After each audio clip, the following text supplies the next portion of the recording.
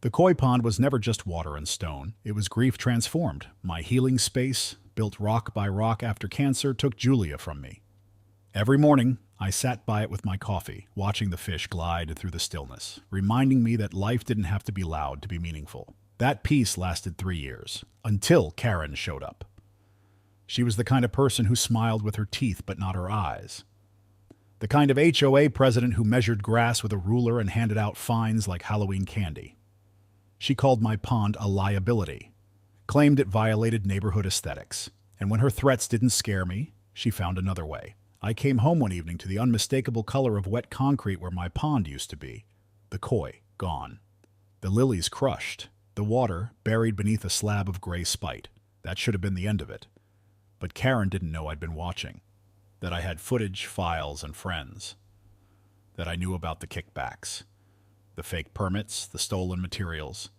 She poured cement into my piece, so I returned the favor, one wheel at a time. Justice came quietly. And then it hardened. After Julia died, the house changed. It wasn't just the quiet. It was the kind of silence that pressed against your chest. The kind that made you forget how to breathe. I tried everything at first. New furniture, new curtains. I even tried moving her old coffee mug from the kitchen windowsill. But nothing helped. Grief isn't something you decorate away. Then I remembered something she used to say. Usually while watching those calming videos of koi ponds on her phone. Water doesn't fight the silence, she'd say. It gives it somewhere to go. I didn't know what that meant at the time. I do now. The idea started small. Just a few stones, maybe a little fountain. But it grew. I learned how to dig a proper basin, how to line it, how to set up filtration. I found the smoothest slate for the edges and laid a winding path of river rock around it. I read everything there was to read about koi, how they moved, how they behaved, what they meant. The first time I saw them swim through the water, something clicked.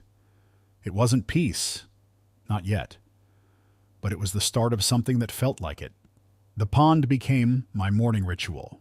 Coffee in hand, toes in the dew-wet grass, watching the fish move through the water like brushstrokes in a painting I was still learning how to finish. I planted lilies and creeping thyme, set up a small bench in the corner beneath the red maple Julia had loved.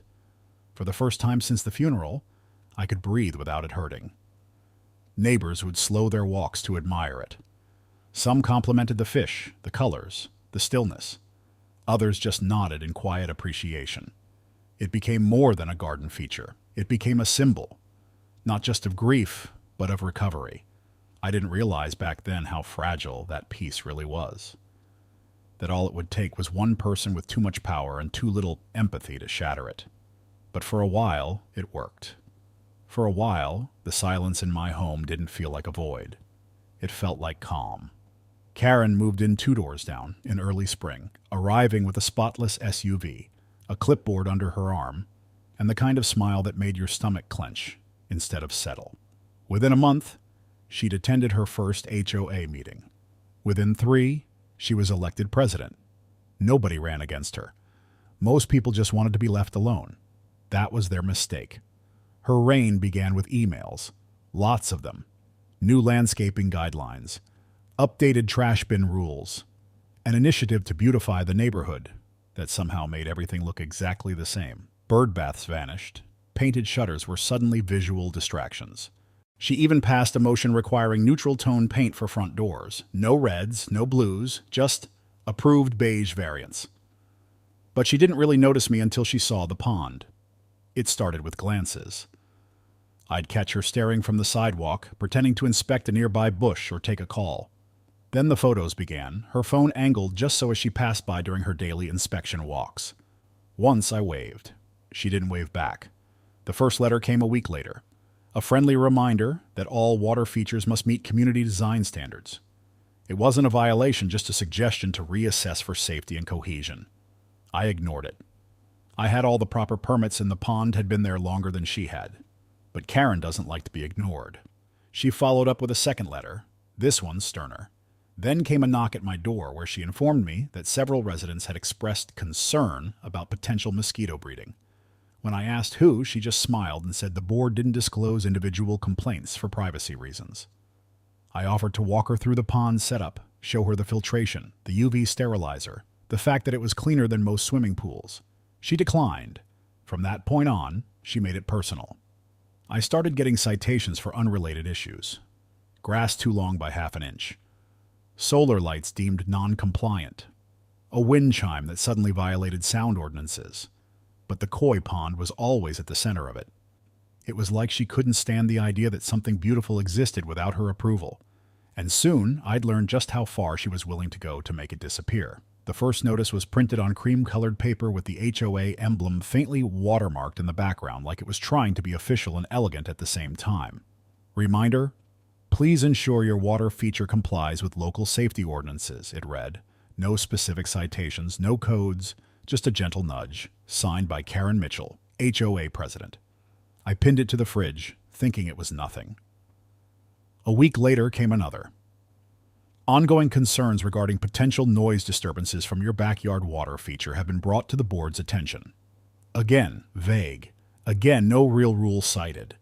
I checked the decibel level myself, barely a whisper. The koi pond's small waterfall was designed for tranquility, not theatrics. Still, I turned the pump down a notch, just to be safe. Then came the warning. This one bolded, underlined, and stamped, "Second notice," in red. It claimed the pond might pose a fall hazard and requested that I install a safety barrier. Never mind that it was less than 2 feet deep and surrounded by plants on all sides. I started to realize it wasn't about safety. It was about pressure. The fine arrived next. $75 for a non-compliant structure not listed in original property plans. The citation was handwritten, sloppy. No reference to when it had been inspected or by whom, just Karen's signature at the bottom, curling like a snake. By then, I'd begun documenting everything. Photos, dates, screenshots of the original permits and city approvals.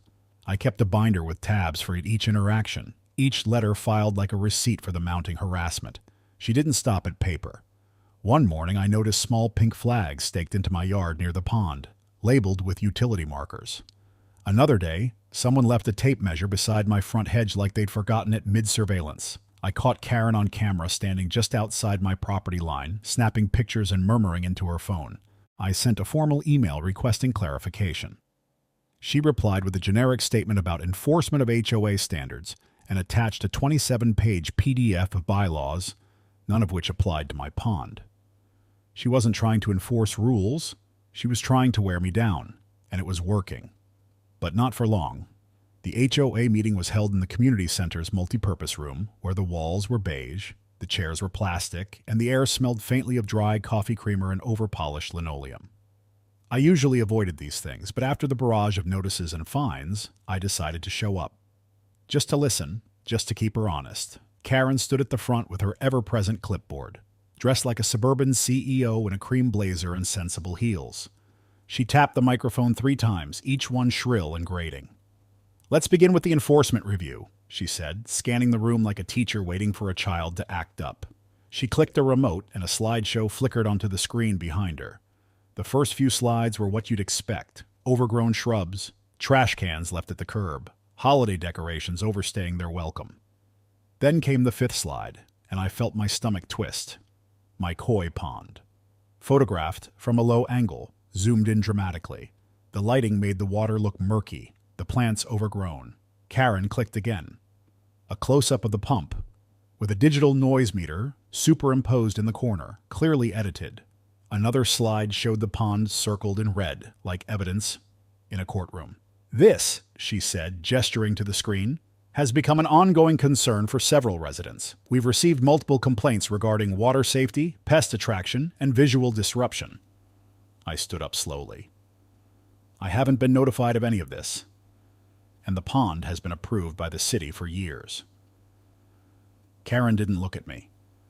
"As per our revised community standards, any structure deemed visually disruptive may be subject to removal or modification.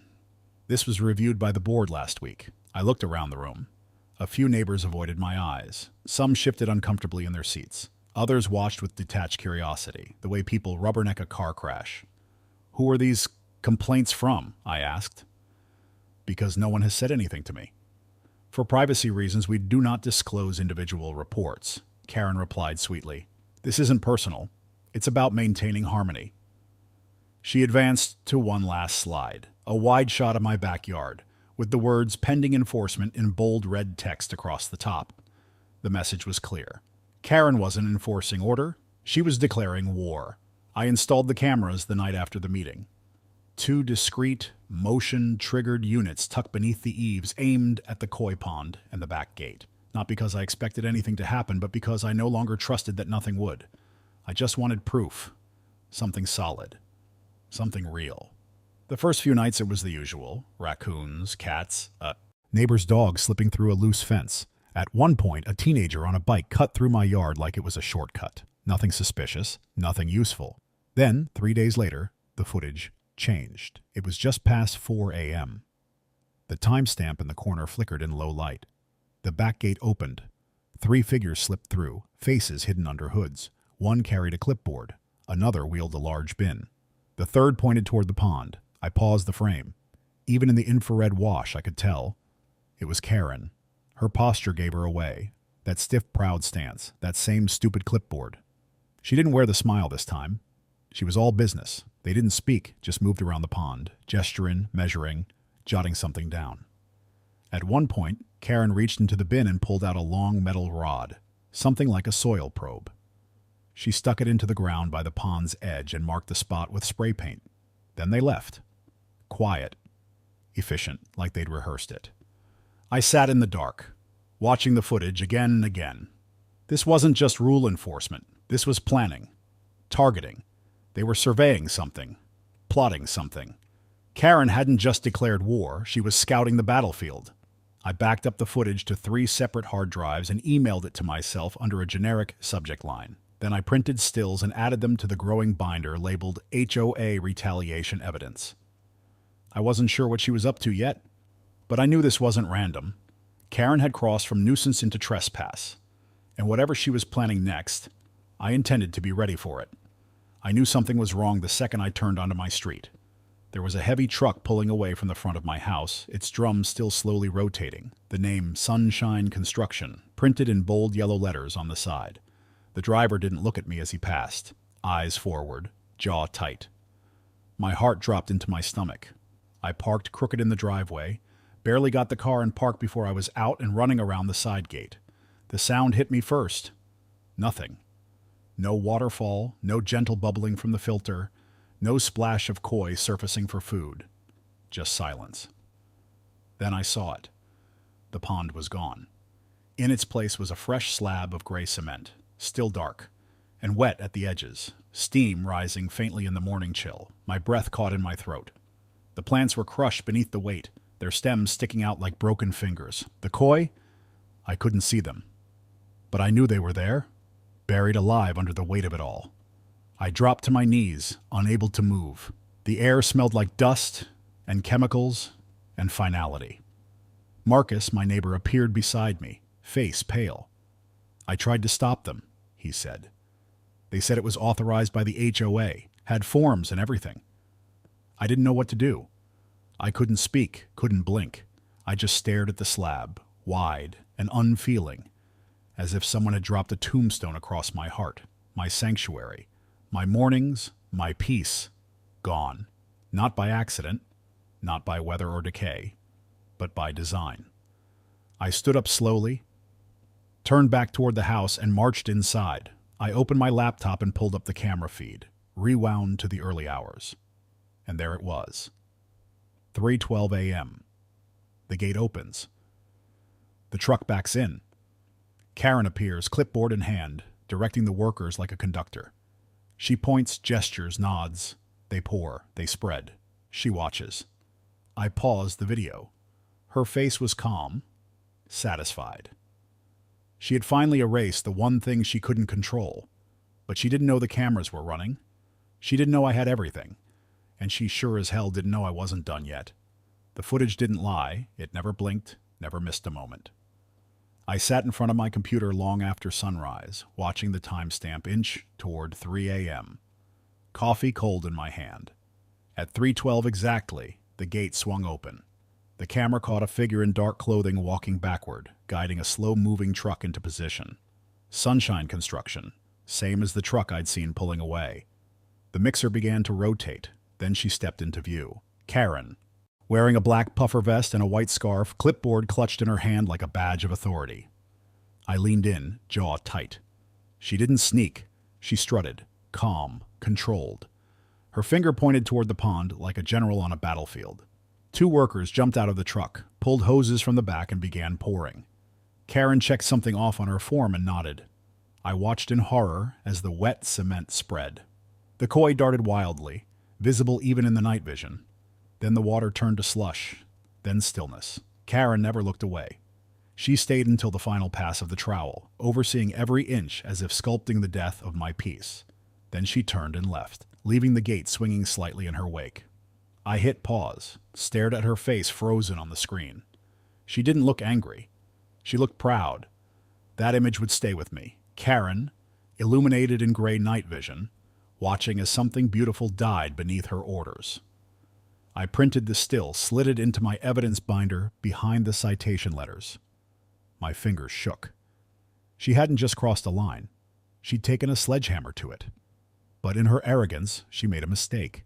She left a trail, and I planned to follow it all the way back to whatever hell she crawled out of. I didn't sleep that night. I sat at the kitchen table, binder open, laptop glowing, rage quietly folding itself into focus. I wanted more than proof. I wanted the paper trail, and I knew where to start. Sunshine Construction. The same name on the mixer truck, the same crew Karen had guided like pawns. Their website was bare bones. A few grainy before and after photos, a contact form, and an address that linked back to a P.O. box across town.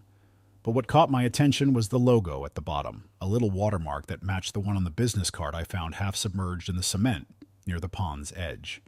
Next, I pulled up our HOA's monthly financial reports. They were supposed to be public, uploaded to the resident portal for transparency. Most people never read them. Karen counted on that, but I did. Tucked under a section labeled Emergency Grounds Maintenance, I found it. A payment for $4,850 issued to Sunshine Construction, dated 2 days before my pond was filled. No breakdown, no invoice. Just a line item marked Authorized by Acting Board President. I clicked through the past 6 months. Sunshine Construction appeared 15 times. Drainage fixes, sidewalk repairs, mulch replenishment, all listed under the same emergency category. All marked Authorized by ABP. Karen. There were no receipts, no bids, no sign that the rest of the board had reviewed anything.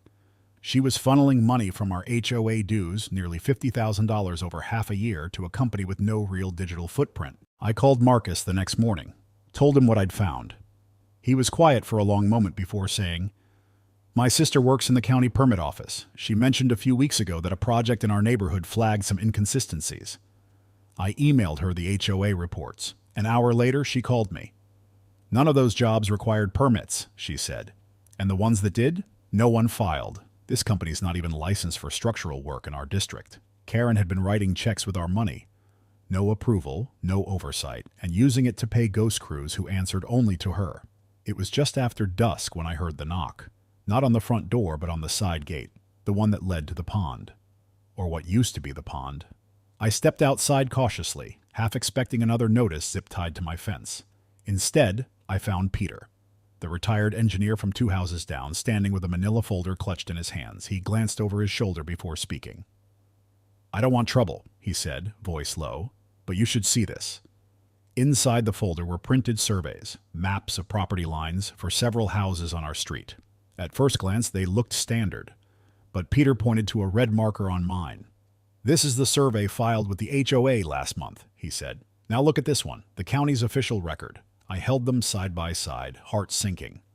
In the HOA version, my backyard was smaller. The koi pond, according to this map, extended 5 feet into common space. On the county's version, that area was clearly part of my lot. "They're trying to claim your pond was built on HOA land," Peter said, "which gives them the legal right to remove the hazard." That's what they told me when I asked about it. "You asked?" I said, surprised. He nodded. "They did the same to me 2 years ago. Said my tool shed was encroaching on communal utility space. I didn't have the energy to fight them. But after what they did to your pond," I started digging. Peter had contacted a friend who worked in city zoning and pulled several other property files. 6 of them had been altered. All were owned by residents who had, at some point, disagreed publicly with Karen. She's using fake surveys to justify fines and forced removals, I said. Peter nodded grimly. And I think Sunshine Construction is the enforcer. I added the documents to my binder, hands tightening on the folder. It all made sense now, the way she cited vague bylaws, the push for HOA exclusive inspections, the sudden interest in boundaries no one had questioned for years. Karen wasn't just enforcing order. She was redrawing it, quietly, illegally, and she had no idea that her fence was about to collapse. Now I had her cement, I had her signature, and now I had her motive. It was just after dusk when I heard the knock. Not on the front door, but on the side gate, the one that led to the pond, or what used to be the pond. I stepped outside cautiously, half expecting another notice zip-tied to my fence. Instead, I found Peter, the retired engineer from 2 houses down, standing with a manila folder clutched in his hands. He glanced over his shoulder before speaking. "I don't want trouble," he said, voice low, "but you should see this." Inside the folder were printed surveys, maps of property lines for several houses on our street. At first glance, they looked standard, but Peter pointed to a red marker on mine. "This is the survey filed with the HOA last month," he said. "Now look at this one, the county's official record." I held them side by side, heart sinking. In the HOA version, my backyard was smaller. The koi pond, according to this map, extended 5 feet into common space. On the county's version, that area was clearly part of my lot. "They're trying to claim your pond was built on HOA land," Peter said, "which gives them the legal right to remove the hazard." That's what they told me when I asked about it. "You asked?" I said, surprised. He nodded. "They did the same to me 2 years ago, said my tool shed was encroaching on communal utility space. I didn't have the energy to fight them, but after what they did to your pond, I started digging." Peter had contacted a friend who worked in city zoning and pulled several other property files. 6 of them had been altered. All were owned by residents who had, at some point, disagreed publicly with Karen. "She's using fake surveys to justify fines and forced removals," I said. Peter nodded grimly. "And I think Sunshine Construction is the enforcer." I added the documents to my binder, hands tightening on the folder. It all made sense now. The way she cited vague bylaws, the push for HOA exclusive inspections, the sudden interest in boundaries no one had questioned for years. Karen wasn't just enforcing order. She was redrawing it, quietly, illegally, and she had no idea that her fence was about to collapse. I cleared off the dining table that night, sweeping aside the unopened mail and coffee rings to make space for something bigger. My binder lay open, its spine bent from overuse. Beside it, I laid out the altered surveys, printouts of the HOA financials, screenshots from the security footage, and stills of Karen pointing at the wet cement like she was laying the cornerstone of a new empire. I wasn't angry anymore. Anger burns fast and leaves you tired. What I felt now was colder, focused. Karen wanted a battle of rules and appearances, so I'd give her one, with a strategy she couldn't see coming. First, I updated my security cameras. New angles, tighter resolution, cloud backups. Karen's little 3 a.m. missions weren't going to stay in the shadows anymore. Then, I submitted a formal request to the HOA, a proposal to rebuild the koi pond with adjusted landscaping and reinforced safety features. I made sure it was compliant to the letter, using the official county property map. If she denied it, she'd have to reference her fake map, and then I'd have her on record. I filed a second request, this one for a property boundary review by an independent city inspector. Quietly. No fanfare. If the HOA tried to block it, that would be yet another strike. I even contacted a friend in civil engineering who specialized in residential drainage systems. Sunshine Construction had claimed emergency work around the neighborhood, but no permits existed for any of it. My friend agreed to review the sites and provide a written report if anything was off. Karen had spent months trying to erase my peace, but in her hunger for control, she'd left breadcrumbs all over the neighborhood, survey flags, cement bags, invoices with her signature. I wasn't just collecting evidence, I was mapping her entire operation. I started working at night just like she did. Only instead of pouring concrete, I laid blueprints, legal, tactical, slow burning. A trap built not of vengeance, but of precision. She wanted control. I'd give her the illusion of it, let her think she was winning. Let her smile behind that clipboard while the floorboards beneath her power began to rot. Because when the hammer finally came down, I wanted the whole neighborhood to hear it. It started with a knock on my door, then another, then a folded note left under my doormat, unsigned but typed in clean, careful language. I saw what happened to your pond. You're not the only one. That's when the stories started pouring in. Tom, the veteran in the blue house at the corner, told me how Karen had his wheelchair ramp removed while he was at a VA appointment, called it a safety violation, even though the previous board had approved it years ago. He came home to find it gone. Just a pile of sawdust where his independence used to be. Mrs. Patel had a rose garden she'd tended for over a decade. Karen fined her $200 for unauthorized landscaping and then brought in Sunshine Construction to rip it out while she was visiting her daughter. Left the soil bare. Said it didn't match community themes. The Rodriguez family. Their kids had a small basketball hoop near the driveway. One Sunday while they were at church, it vanished. No warning, no notice. Just a fresh fine in the mailbox and a receipt from Sunshine Construction for visual obstructions removed. One by one, people came forward. Not loudly, not in outrage, quietly, hesitantly, as if confessing something shameful, like they were admitting they'd let her win. And they had, because they were scared. Karen had power, and worse, she knew how to use it in the shadows. She knew most people wouldn't read the fine print, wouldn't question survey flags, wouldn't dig through HOA meeting notes or challenge fabricated violations. She counted on silence, on isolation. But the pond changed that. What she did to me wasn't just cruel, it was visible, it was loud, and it made people realize they weren't alone. So we started meeting. Not publicly. Not yet. Back patios, garages. Late-night phone calls and email chains passed quietly between neighbors. We didn't call it a rebellion, but that's exactly what it was. The beginnings of one, anyway. They gave me their stories, their letters, their fines, and their photos. And I added them to the binder. Every name, every detail, every scar she'd left behind that beige smile of hers. Karen had been picking us off one by one, but now we were starting to stand as a line. It came in the form of a brown envelope, left in my mailbox with no return address. Just my name, handwritten in neat block letters. Inside were 3 pages, black and white, densely printed, but unmistakable in what they revealed. HOA disbursements, transaction dates, transfer destinations, and finally a name, *D. Wilson Consulting LLC. I didn't recognize the initials at first, then it clicked. Deborah Wilson, Karen. The transfers were all the same pattern. HOA funds paid out to Sunshine Construction, usually for vague services like emergency landscaping or urgent drainage resolution. A day or two later, identical or near identical amounts moved from Sunshine into the D. Wilson account, always just under $5,000, low enough to avoid automatic reporting thresholds. There were at least 12 of them, nearly $60,000 total, all within the last 9 months. I stared at the paper, blood cold in my veins. This wasn't just harassment or power tripping. This was embezzlement. Karen wasn't just using her position to torment homeowners. She was stealing from all of us, laundering the theft through a construction company and into a business she kept carefully hidden. Later that day, I got a call from a restricted number. A voice, young and nervous, said, "I work at the bank that handles the HOA account. I can't give you my name, but those are real, and there's more. You just have to ask for the vendor history." Click. I knew better than to press my luck with official requests. Not yet.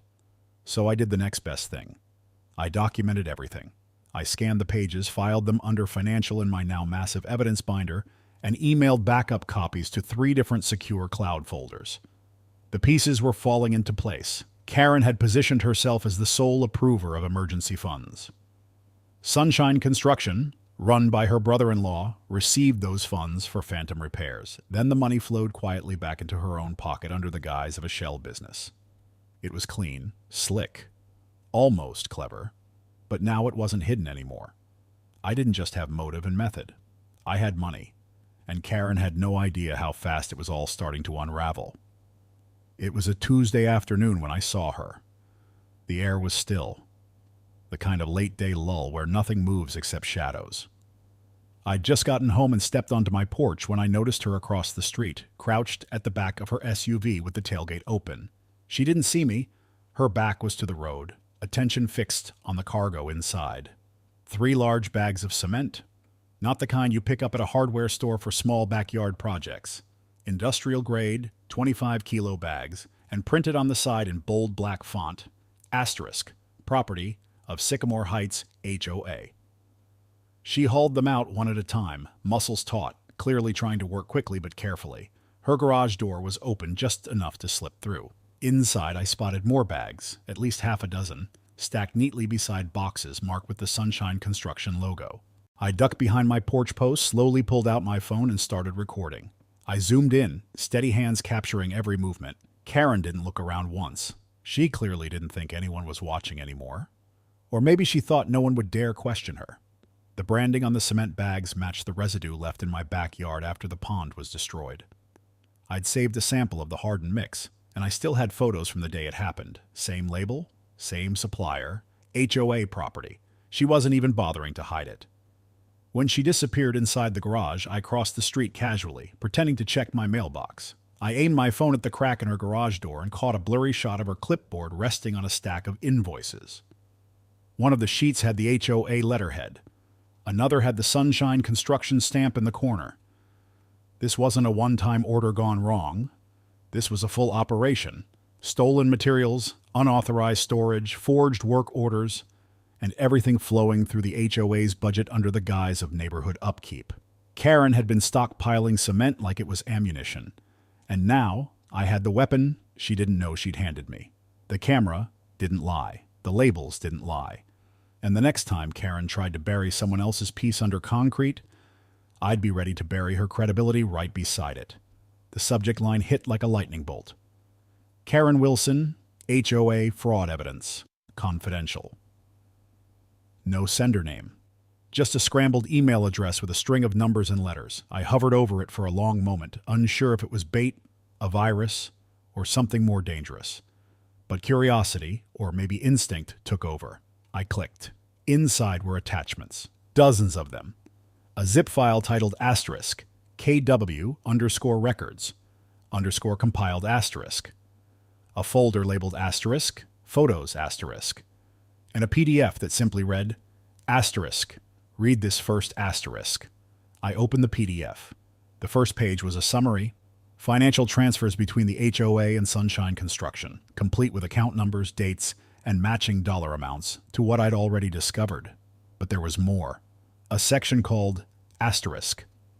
Internal messages asterisk contained screenshots of emails between Karen and someone named JW Operations, James Wilson, her brother-in-law, and owner of Sunshine Construction. The messages were casual, arrogant. They talked about scheduling cleanups and a moving product before anyone noticed. One even joked, "We'll call it beautification. HOA eats that up." There were photos, too, grainy but damning. Karen accepting envelopes in her driveway, smiling as she shook hands with workers outside the HOA storage shed. Another showed her standing steady next to the concrete mixer in front of my house, clipboard in hand, timestamped the morning my pond was destroyed. My heart pounded as I scrolled through it all. Whoever sent this had access to everything. Financials, emails, surveillance. They even included an audio file. Karen on a phone call laughing about getting rid of that fish graveyard. I didn't know who the sender was. A fed-up insider? A whistleblower from the construction crew? It didn't matter. What mattered was that every piece of doubt, every shadow of plausible deniability Karen had wrapped herself in, was gone. This was the blueprint to her empire of corruption, handed to me in one digital envelope. I backed up everything, twice. One copy to a secure drive, another to a lawyer friend I trusted without question.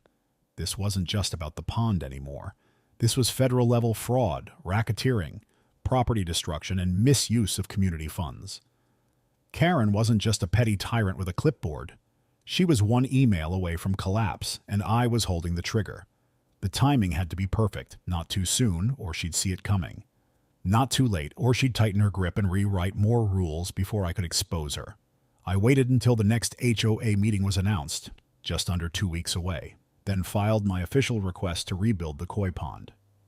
I submitted it through all the proper channels, uploaded every form through the HOA portal, printed 3 physical copies, and hand-delivered one to the office drop box. But this time, I didn't just submit a request. I attached the official county survey of my property, stamped, signed, and publicly recorded. It showed beyond any dispute that the pond, original or future, was fully within my legal boundary. That was the key. I wanted her to challenge it. I needed her too, because Karen had already filed an altered version of that same survey. Her version shaved 5 feet off my backyard, conveniently claiming my pond sat on common HOA land. It was the basis for the fines, the warnings, the destruction. And if she rejected my rebuild request using that forged document, it would be on record, verifiable, indefensible. I didn't just want to rebuild the pond. I wanted to use it as bait. So I added language she couldn't resist objecting to. I described the water feature as ornamental, structurally reinforced and landscaped for independent character. Words that would itch under her skin like poison ivy. I even mentioned a new koi statue. Purely decorative, but large enough to stand out. Then I waited. 3 days later, I got an automated confirmation. Your request has been submitted to the HOA board for review. You will be notified once a decision has been reached. Attached was a timestamp in my uploaded documents. Exactly what I needed. The storm clouds gathered fast after that. I spotted Karen pacing in her driveway on the phone. That afternoon, survey flags popped up again near my fence. Bright orange ones this time, marked with codes only contractors would understand. Good, let her scramble, let her fight it. Because for once, I wasn't the one trying to defend myself. She was about to walk into her own trap, and I was going to be waiting on the other side of it. The community center felt colder than usual that night. Maybe it was the flickering fluorescent lights, or maybe it was the way Karen avoided eye contact as I entered and took a seat directly across from the board. She sat at the head of the long folding table, her signature pearl necklace in place, her clipboard resting beside a stack of neatly arranged papers, but her smile didn't reach her eyes. The meeting opened with the usual droning agenda: budget updates, lawn care reminders, a discussion about repainting speed bumps. Then Karen cleared her throat. Next item: a homeowner request to rebuild an unapproved water feature on Lot 14. That was me. She read my name without looking up. This request is being denied based on non-compliance with property boundaries and community aesthetic standards. I stood slowly, binder in hand. Respectfully, I'd like to challenge that. Karen raised an eyebrow. Per HOA protocol, board decisions are final. I nodded. Only if they're based on accurate records. I pulled out 2 folded documents and stepped forward, placing them on the table in front of the other board members. This, I said, is the official county survey of my property, filed and recorded 2 years before I built the pond. And this, I held up the second map, is the altered version submitted to the HOA last month, claiming part of my yard is HOA common space. Murmurs spread through the room. One of the board members leaned forward to compare the two. Another looked at Karen. These documents don't match, he said. Not even close. Karen straightened in her seat. There must have been a clerical error. I opened my binder, flipping to the page with the time-stamped footage of Karen and Sunshine Construction surveying my yard in the early morning hours. I placed it on the projector. This wasn't a clerical error, I said. This was fraud, and it's all here. Documents, footage, emails, transfers. I've shared copies with the county and legal counsel. If the board continues to enforce decisions based on forged documents, they'll be complicit. The room went silent. Karen's face paled. Motion to table this decision for a formal investigation, one board member said quickly. Seconded, said another. Karen didn't say a word. For once, her clipboard didn't save her, and the cracks in her perfect empire had just been put on full display. Karen left every Thursday at 5:30 p.m. sharp. Same outfit, same yoga mat rolled under her arm, same smug wave to no one in particular as she pulled out of her driveway in her spotless white SUV. Spin class, according to her HOA emails. 45 minutes of cardio, control, and pretending she wasn't losing her grip on the neighborhood. That was all the time we needed. At 5:35, my friend Ben pulled up in his unmarked utility van, parking just beyond Karen's front hedge. No logos, no flashing lights. Just another contractor blending into suburbia. I slipped on gloves and walked across the street with purpose. Not rushed, not sneaky. Just another homeowner overseeing work, like Karen had done so many times before. We didn't touch the whole driveway. That would have drawn too much attention. We worked fast, precise. Ben had pre-mixed the batch in the back of his van.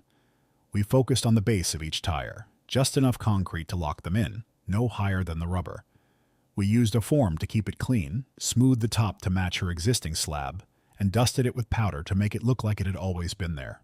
From the curb, it looked like nothing had changed. But beneath those tires, the concrete was setting hard, and it would take a jackhammer, or divine intervention, to move them. We finished with 10 minutes to spare. Ben packed up, gave me a quiet nod, and drove off. I returned home, slipped out of my gloves, and poured a drink. Then I waited. At 6:18, right on cue, Karen returned. I watched from behind my curtain as she unlocked her car, tossed in her yoga mat, and climbed behind the wheel. The brake lights flared. The engine purred. Reverse lights blinked on. Nothing. She tried again. Shifted. Paused. Opened the door, walked around the car, squatted by the rear tire. I couldn't hear her, but I could imagine the hiss of confusion turning to panic. She knelt down, touched the edge, tried to rock the tire. Then came the slow, creeping realization. Her car wasn't going anywhere. Not today, not tomorrow. And for once, the cement was hers to deal with. The forecast had called for rain, but no one expected the sky to open like it did. Sheets of water poured from the gutters, overflowing curbs, flooding storm drains. I watched from my window, the street glistening under the relentless downpour. It would have been peaceful, cleansing even, if not for the small, crucial detail I'd noticed earlier that day. Karen's garage was open. Not all the way. Just cracked enough to ventilate, likely forgotten after she'd stomped around her driveway in frustration, failing to move her cement-locked car, but that opening was all it took. See, when Ben and I had sealed her tires, we hadn't poured much, just enough to trap the car. But there was runoff, a slurry of cement mix and water that we'd washed into the gutter like any responsible crew would. We hadn't known the rain would come this hard, this fast. Nature took care of the rest. The runoff backed up from the storm drain and spilled across Karen's driveway, following the slight slope toward her garage. That perfect, freshly painted floor became a silent reservoir for the gray tide creeping in. And at the center of it, parked like a crown jewel, was her white Mercedes, her pride. By the time she realized what was happening, it was too late. I saw her sprint out barefoot in the rain, umbrella flailing, shrieking something I couldn't hear. She tried to push the water back with a broom, then a dustpan, then her own hands. None of it mattered. The slurry had already pooled around her tires, soaking into the edges of her boxes, seeping beneath the drywall, finding every crack in the concrete like it was looking for roots to grow into. Neighbors began to gather, some offering towels, others just watching. Phones appeared. A few took pictures. I stayed inside, watching the chaos unfold like a scene from a slow-burn thriller. Her hands were coated in gray mud. Her designer raincoat clung to her in the storm.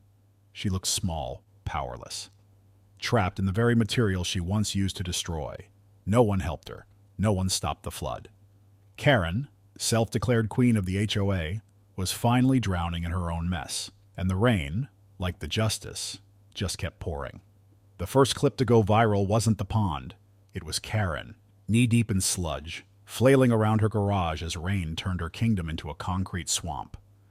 Someone from down the street had filmed her slipping, cursing, trying to wedge towels beneath her wheels like they weren't encased in slowly hardening cement.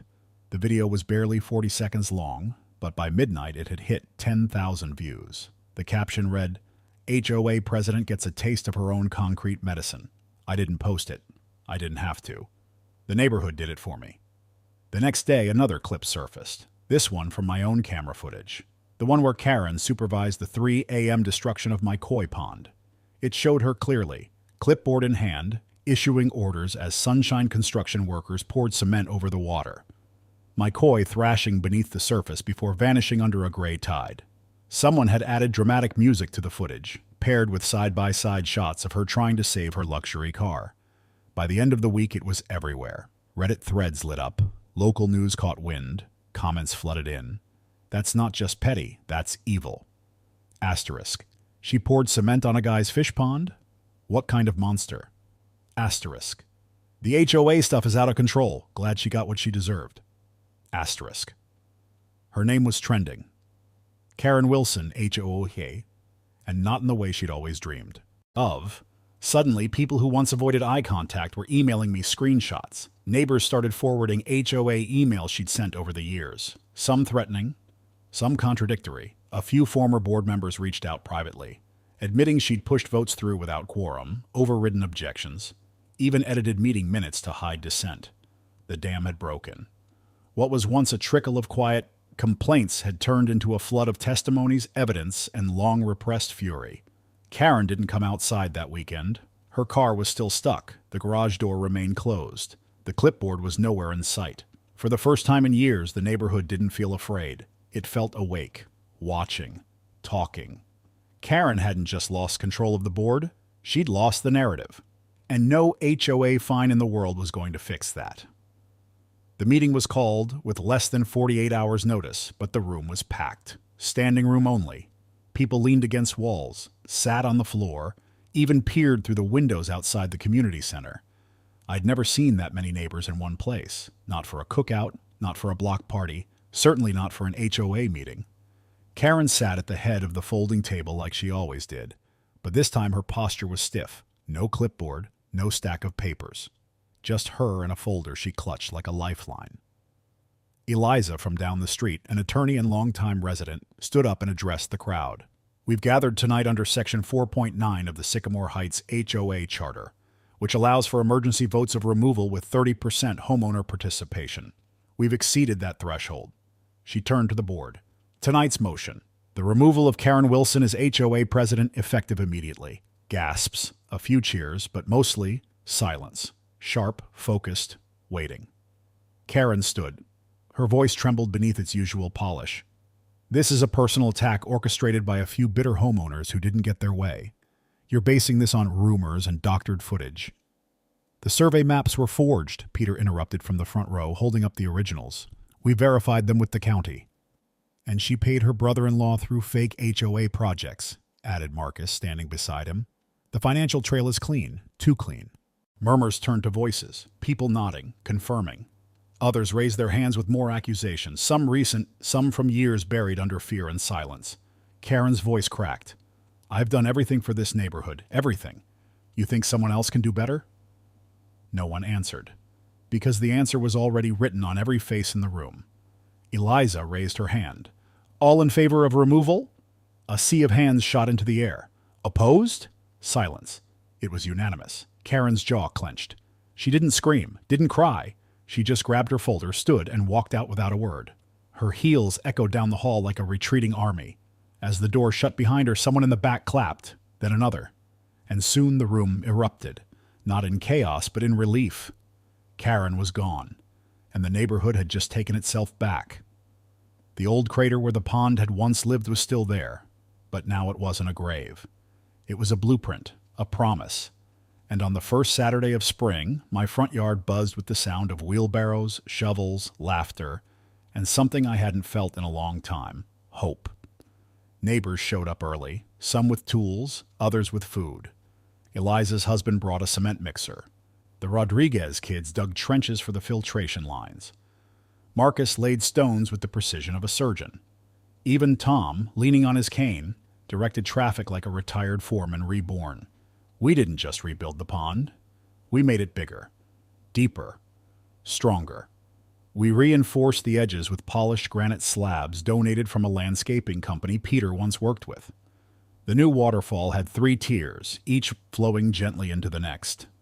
Whispering through the yard like a lullaby, the bottom was lined with smooth river rock and aquatic plants were already taking root around the edge. And at the center, where the sunlight hit just right, stood the final touch. A statue of a koi, carved in pale stone, arcing mid-leap over a stepping stone shaped like a car tire. Solid concrete, subtle, poetic. The kids didn't ask about it, but the adults knew. They smiled, nodded, and said nothing. By the time the sun dipped behind the trees, the pond was filled. I stood at the edge, hose in hand, watching the water rise and swirl, crystal clear. It reflected the sky, the leaves, and the faces of people who'd once been strangers, and were now something else entirely. Mrs. Patel brought out 3 small koi she'd kept in a tank for me since the day the pond was destroyed. I lowered them in gently. They darted forward, exploring every corner of their new kingdom. I didn't cry, but something in me loosened. This wasn't just about rebuilding what I lost. It was about reclaiming what Karen tried to take, not just from me, but from all of us. The right to be at peace, to live without fear of fines, threats, or concrete poured in the night. Now, the only thing that flowed through this space was water. And for the first time in a long time, it flowed freely. The new pond didn't gurgle or roar, it whispered. A soft, steady sound of water tumbling from one tier to the next, like breath, exhaled slowly, peacefully, purposefully. The garden was different now. Bigger, yes, but also quieter in the right way. The kind of quiet that didn't ache, it settled. I sat on the bench under Julia's old maple, coffee in hand, watching the koi weave through sunlight and shadow like silk. 3 of them, the survivors, swam together, unhurried.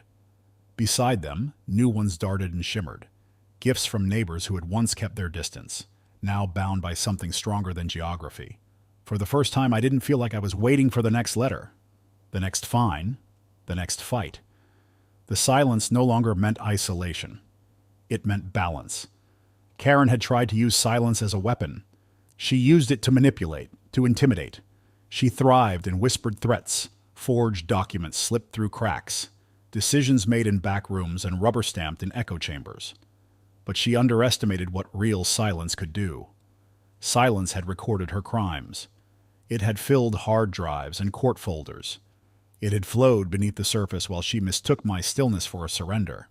She thought power was in motion, in noise, in speed, in being first to act. But power lives in patience too, in knowing when not to speak, in waiting for the truth to ripen before letting it fall. I didn't fight her in the way she expected. I didn't raise my voice or wage a shouting match at the community center. I didn't rip down her signs or spray paint her house. I waited. I watched. I built the case like I built this pond, with care, with layers, with quiet intention. And when it was time, I didn't have to swing. The weight of her own choices did the work for me. Now she's gone, the fear is gone, and the water flows again, deeper and stronger than before. Still waters run deep, they say. They don't mention that sometimes still waters carry justice with them. You just have to wait long enough for the current to turn. There's a strange satisfaction in watching something bloom where destruction once lived. The koi glide through their new home, sunlight dancing across their scales like fire on water. The garden hums with quiet life, dragonflies, bird song, the soft rustle of wind through maple leaves. It's all come back, stronger, wiser, a little scarred, but whole. Karen, on the other hand, has vanished. Her house sits empty now. The real estate agent tried to play down the damage, but word spreads fast in a neighborhood like ours. No one wants to live where concrete once trapped a car, where angry footsteps cracked fresh driveways, and where silence no longer shields the powerful. I walk past it sometimes. The garage door stays shut. The grass is dying. The for sale sign leans a little to the left, like even it's tired of waiting. People still talk about her, not with fear, just disbelief. How did we let her run the show for so long? How did one clipboard, one voice, scare so many into silence? But that's the thing about fear. It only works when we forget we're not alone. She tried to bury my peace in cement. Thought that if she could fill it, cover it, harden it, the grief I'd poured into that pond would disappear with it. But you can't bury something that grows deeper than concrete. The koi swim again. The garden thrives. The pond has become more than just a memorial. It's a symbol. Neighbors bring guests to see it. Kids toss pebbles and make wishes. Someone even carved a little wooden sign near the edge that reads, "Still waters, strong roots." I left the koi statue as it was, mid-leap over a stepping stone shaped like a tire. A quiet nod. A permanent reminder, not of revenge but of resilience. Karen thought she could define the neighborhood with threats, fines, and phony regulations. But in the end, her legacy isn't power or order. It's absence. Her name is etched in the stories we tell, but not as a leader. As a lesson, now the community gathers here, by the pond, by the water she once tried to silence. And every ripple, every reflection, reminds us, you can pour concrete over a pond, but you can't cement over truth.